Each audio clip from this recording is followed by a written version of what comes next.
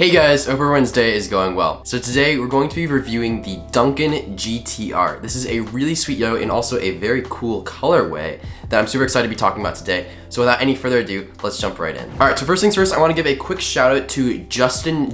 He's actually the one who sent me this yo, and this is actually his signature colorway. As you can see, it's pretty sick. And so I want to thank him for making this entire video possible. All of his links and contact information will be in the description down below, so be sure to check him out and follow him on Instagram. Okay, so as usual with any of my reviews, I'm going to go ahead and put the specs of the GTR on the screen right here. Okay, so now that you guys were able to kind of get an idea as to what this yo-yo is about specs-wise, let's kind of dive into those specs and then talk a little bit more about the actual design of this yo-yo. Okay, so first talking about the specs, everything is pretty normal, except the width is definitely a little bit on the wide side. You guys know that I love my wide yos, and this is definitely a wider yo, so I'm a big fan of that already. Everything else with this yo is still pretty standard, nothing too crazy going on specs-wise, but do note that this is a bimetal yo, as you can see there, with some stainless steel rims on the end to give that really cool weight distribution. Now, the first thing I'd like to talk about is the shape of this yo and that profile. I'm a huge fan of this shape. It's a bit of a feat of engineering in my opinion, but okay, let's just start with those rims. You got some really beefy, strong bimetal rims, but then moving on, we've kind of got a little bit of a rim right there, and then this really nice slope down to the bearing. You can see that the gap width of this yo is extremely large. That's gonna make landing tricks a whole lot easier to do hops, easier to do lacerations and whips, which I'm a big fan of. So I really enjoy the shape that they got here. This yo also has really nice and low walls, which is gonna reduce the amount of friction there is between the string and the actual yo, so it's gonna spin for a whole lot longer. Now moving on over to the cup itself, we can see that the bimetal rim actually does wrap all the way over. This is a huge amount of rim weight in a really cool design. So for a lot of different yo-yos out there, the bimetal rim is only on the outside of the yo, but for this one, this is a total exception. The bimetal rim not only wraps over from the outside, but comes into the inside to almost have an inner ring bimetal design.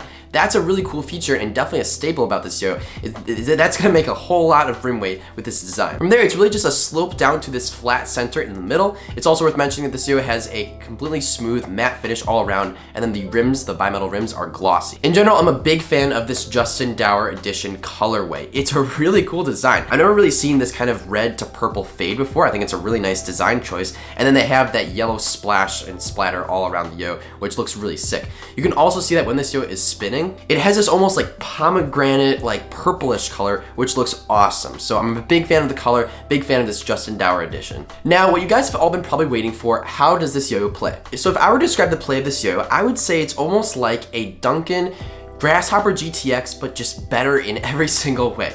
So I was already a big fan of the DUNCAN Grasshopper GTX. That's a very rim-weighted yo, super comfortable in the hand, really accommodating shape. But this yo, in my opinion, is just better in like every dimension. This yo is extremely rim-weighted, but it is also extremely satisfying to play with. It definitely doesn't feel like a brick on the string like some rim-weighted yos do, and it just feels very almost fun to play with.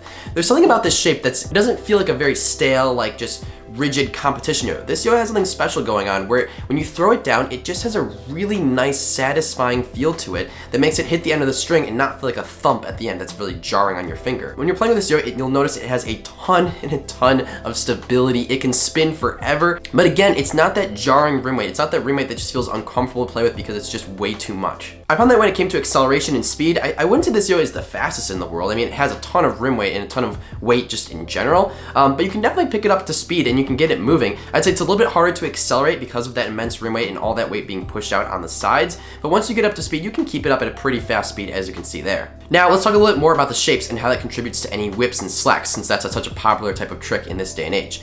This shape is so accommodating. You can hit a lot of your whips and slacks with ease just because that gap width is huge. I found it a lot easier to land those kind of like more tricky hop tricks and arm tricks here and there just because the gap width is just so wide. Now, since this series does spin for such a long time, it's really easy to do any type of grind. So for finger grinds, I found those spinning for a really long time on my finger. It also has a really accommodating shape for finger grinds. You'll notice that it gets very kind of like wide and it allows your finger to fit really nicely in there with little friction. And since the yo has so much rim weight, it can spin for a nice long time. I'd say thumb grinds aren't amazing, but in general, I found the rest of the grinds like finger spins and everything to be just fine. With that flat center in there, you're not really gonna lock in or anything, but you can spin around the circle for a little while. So in general, this is a really sick yo and I'm really impressed with it. I'll say this much, this is definitely a rim-weighted yo. This is a little bit on the heavier side, so if you're looking for something that's a feather on the string, this is not it. But if you're looking for something that is more competition based, but also has a decently fun feel and doesn't feel stale after you play with it, this is a really solid candidate. Comes at a bit more steep of a price point, but I mean, those bimetal rims stretch all the way over to the inside, and this is an absolute performer. It can perform for so long, it can hit your hardest tricks, and in general, I'm just really impressed with the actual design. I want to thank Justin Dower again for sending me this and making this entire video possible. Again, be sure to check him out on Instagram and everything else. Alright, and that's about it for my review of the DUNCAN GTR. If you guys did enjoy, be sure to leave a like. Also, if you guys are new here and haven't seen my videos before, hit that subscribe button so you can know whenever I post a new video. I hope you guys all have a great rest of your day, and I'll see you next time. Peace.